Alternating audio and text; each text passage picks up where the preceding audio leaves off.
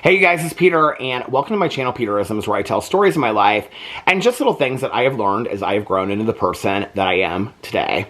And today I just want to have a conversation with you. I just want to talk to you guys about something that has been weighing on my mind recently because I seem to get a lot of direct messages about this. And so I want to talk about it and I want to address it. So there will be no meditations read today. But you know, I say often in my videos, if you guys have questions or things that you want me to talk about or things that you want me to share my own experience with, please put it in the comment section below. If you don't feel comfortable doing that, email me. My email is listed below, or direct message me. Instagram is the best way to do that. It's really the only social media app that I use these days. So you can just go to my Instagram and then direct message me underneath there. If you want me to mention your name, I can, but usually I keep it anonymous over here. But, you know, I would say, since I started this channel, but also, you know, on a pretty regular basis, I'll get a message from somebody and they'll say, you know, I'm in recovery, or I'm sober, or I've been sober, you know, and it usually seems to be between like the 2 and the 5 year mark that people reach out to me. They'll say, I've been sober for 2 years or 3 years, or I'm coming up on 5 years. And I'm starting to think that maybe I'm not an alcoholic or an addict. And people will ask me, they'll say, do you ever question it? Like, you've been sober for a long period of time, you're active in a 12-step program.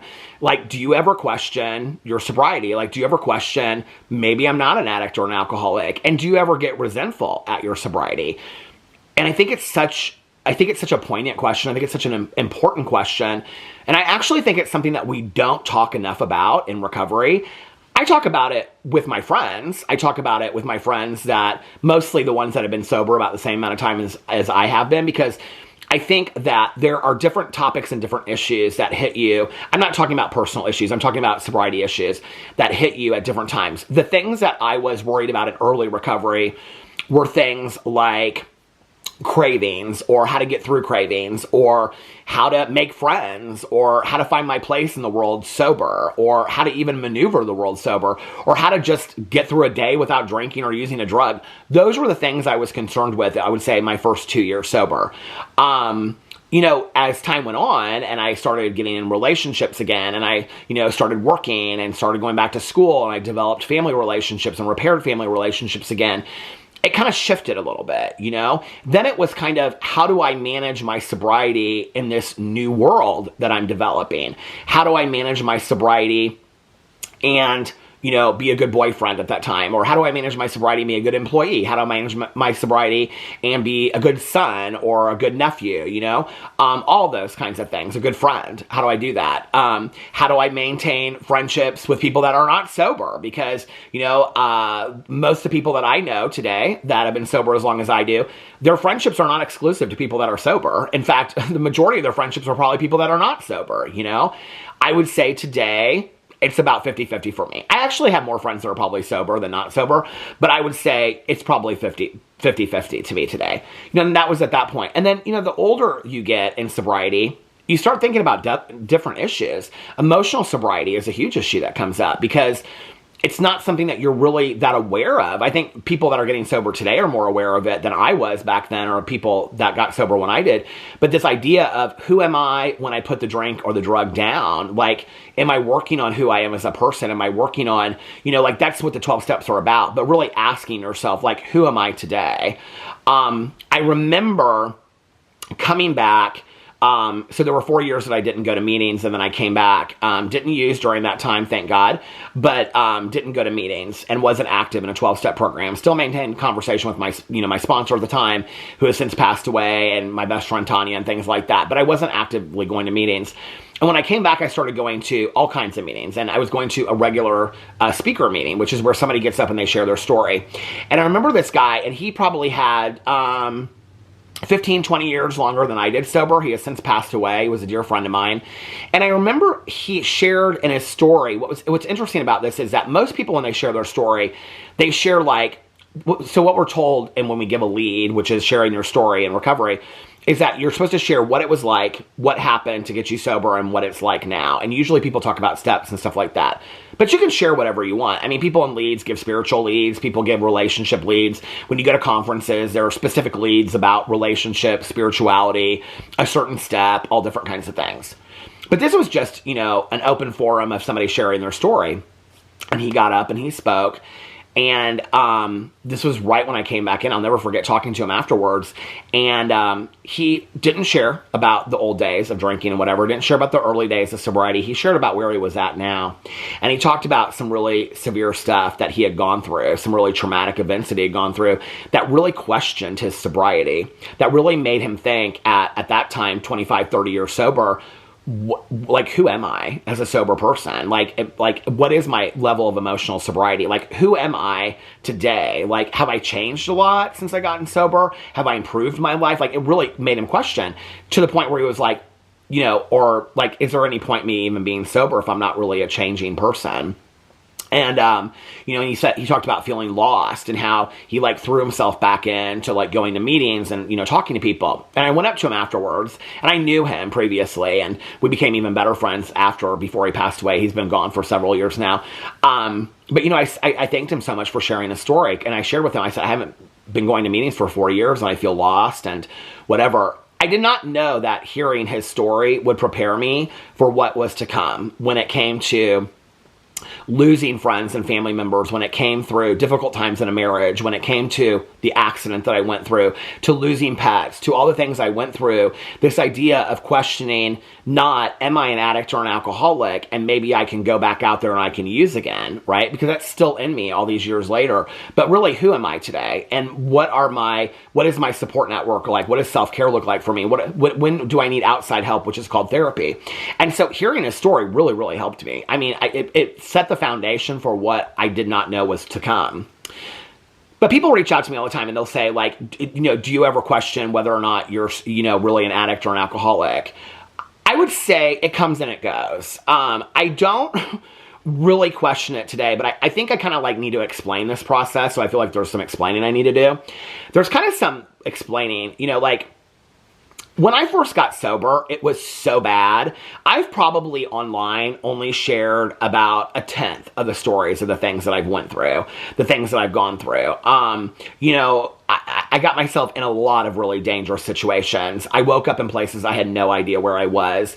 I was in a lot of very scary situations, and had a lot of really sad stuff happen to me, you know, in my using and things like that. So when I first got sober, and I'd also pushed a lot of people away with my actions and my using. And so when I first got sober, it wasn't really ever a question, well, maybe I'm not an addict or an alcoholic. I knew I was at the time that I got sober. I was convinced of that.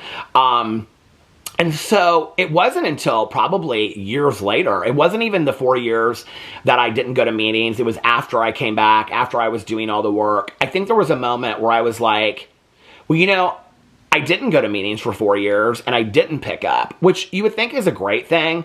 But I think that it kind of screwed with my head a little bit, because it made me think, if you didn't go to meetings for 4 years and you didn't pick up, then maybe you're not an addict or an alcoholic.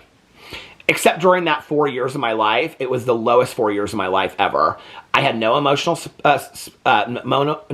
sobriety. I had no spiritual foundation. I had no relationship with a higher power. I didn't care how people treated me. I didn't treat people very well in response. It was the angriest and the most miserable that I've ever been in my entire life, probably, was those 4 years that I didn't go to meetings. I just was disconnected from anything spiritual, any person, any relationship, or it was just a really like bad time of my life, really dark time. And so, you know, then to afterwards come out of that and say, and you didn't drink, and you didn't use drugs, you didn't smoke pot, you didn't do anything, you know, maybe you're not an addict or an alcoholic. It was after that I got real involved again that I started questioning, well, maybe you're really not an addict or an alcoholic, you know? Maybe this was just a period of your life. A period that I started drinking heavily at 12 or 13, and I didn't get sober till I was 22. You know, it sounds like a lot of people are getting sober today at 17 or 18 years old, 19 years old. So when I got sober, nobody was getting sober young. A few people, but not really that many people. So I got sober at 22, but at 22, I had a 10-year drinking and drugging career going on. I mean, a lot more than other people. And so I had really gone through a lot by the time that I got sober. But then I would still question myself and ask myself, well, maybe you're really not an addict or an alcoholic, because maybe that was just maybe it was a phase, you know? I'm not a big believer in phases, but maybe it was a phase, you know? Maybe it was that you were just young. You know, maybe you are a different person today. You've learned a lot, you know? I'm so grateful for the steps, and I'm so grateful for my sponsors. I'm so grateful for the support system and my friends that I've met and all that kind of stuff. And I don't take any of that away. But then the question would come, well, maybe I'm not an addict or an alcoholic, you know? Here's the thing, okay, is that, you know, I'm a person that thinks about things like in this way. Like, if I'm not an addict or an alcoholic, then what does that mean for me? Does that mean that I can smoke a blunt? You know, because I smoked joints, but I've never had a blunt. Does it mean that I can have, you know, like a Xanax? Does it mean that I can have a glass of red wine with my husband? And then I start fixating on that, all right? And I start thinking about it until I have to talk to somebody about it. So most normal people that don't have addiction issues don't think that way. It's called compulsive thinking. When you talk about addiction, you're talking about a physical craving combined with a mental obsession. That is the mental obsession, okay? When I obsess over something, like having a glass of wine with my husband, or when I think about what it might be like to take a Xanax that I've never had before, and I start thinking about it enough, what will happen is I will have reactions that almost seem like physical cravings. I'll get irritable, I'll get restless, and I'll get discontent, and I'll act out. So that's when I have to call my sponsor. That's when I have to go to a meeting. That's when I have to talk to other people. So at 30 years old, okay, the fact that I could sit there and think about the idea of having a Xanax or a beer on the beach or a glass of wine or something like that, it's not just about that wine. It's not just about that beer. It's about the feeling. It's one of the reasons why we say one is too many and 1,000 is never enough. Because I've never just wanted one beer. I've never just wanted that. I've wanted the full effect. I've wanted what it makes me feel. It's why I want a Xanax. I don't want a Xanax just to try a Xanax. I want that feeling that comes along with it that I've heard so many people talk about, you know? And so I don't think that normal people obsess about things like that. But let's just say maybe I'm not an addict or an alcoholic, okay? And maybe I can go back and I could just drink, you know, recreationally here and there. I could have a couple glasses of wine, maybe a beer. Maybe every once in a while I could even get drunk, you know? Maybe I could smoke a little weed every once in a while. I loved to smoke weed back in the day, you know? Maybe I could take a pill here and there. What's the trade-off for me, you know? The life that I have. And, you know, there are a lot of different ways to get sober. I got sober by way of a 12-step program, so I can only speak to that. I don't know other ways I know what other ways that people get sober, but I don't know what that does for you because I've only worked a 12-step program. But what it's given me is, it has given me a working knowledge of how to fix problems in my life. It has given me a higher power. It's given me a spiritual foundation, which is not a religious thing. It has given me a active way to inventory my life, to take a look at different issues. It's taught me how to take accountability and work on issues in my life. It's taught me how to make amends and forgive people. It's taught me how to be of service to other people. It's been a design for living. And when you look at 12-step programs, they really aren't about drinking or drugging. They're really about how to live life. And so as via getting sober, I've learned how to live life. I'm sure I'm willing to throw that away for a glass of wine if it would even stop there, or a toke off a blunt if it would stop there, or one Xanax if it would stop there. The thing is, I'm pretty sure it wouldn't stop there for me. I'm sure I would go full throttle, because I've said this for a long time. Once that first drop of alcohol hit my mouth, I could probably go into a bar and have a drink and walk out. It would be the mental obsession that would hit me, because once that first sip of alcohol hit my tongue, I'd be like, you just lost 30 years. So you might as well just go and have exactly what you want. That's the mental obsession. That's the disease of alcoholism and addiction. And that's why I can't use. And I know that, you know.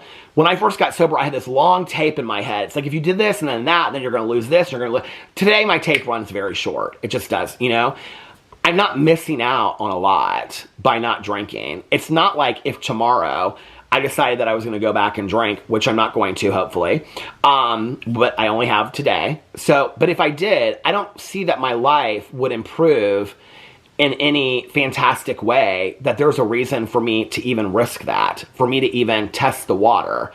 Because what I have today, I know what it's like to drink and use. I know what it's like to be down there. If my life goes back to that, I'm going to lose everything I have.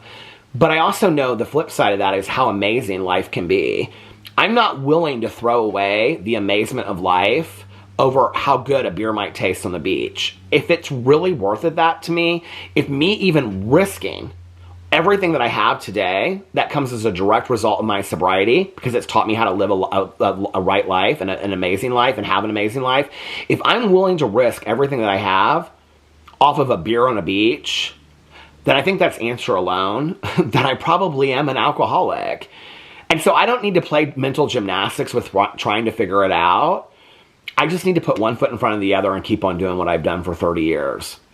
It doesn't mean that every once in a while I don't think, God, I wish I wasn't an alcoholic or an addict. But most days, I thank God that I am because of the things that I've learned, because of the people that I've met, because of the experiences that I've had. I wouldn't have the life that I had today had I never entered the journey of sobriety. And I never would have entered the journey of sobriety if I hadn't been an addict or an alcoholic to begin with, which is why a lot of people refer to themselves as grateful, recovering alcoholics and addicts. You know, and there is a gratitude that comes with it for the hell that we lived and for what we got on the other side. So I don't plan on drinking and using. I hope that I never do in my life. I've had a lot of friends of mine with double-digit years of sobriety that have gone back out and thought maybe they could do it, and it didn't seem to work too great for them. And I also use those as examples that if it didn't work too great for them, it probably won't work too great for me. And I have to remember that, and I have to live in the truth. And I have to live in the truth of what I have today versus what I had then. And what I have today is amazing, and I'm so grateful for it. And it is not worth a pill, a blunt, or a drink. It just isn't today. And so, do I ever ask myself if I'm an addict or an alcoholic? I'm not. I have, and I probably will. But I don't know that I think that question is really even that important today. Anyway, let me know what you think in the comment section below. I love you guys, and I will see you tomorrow. Bye.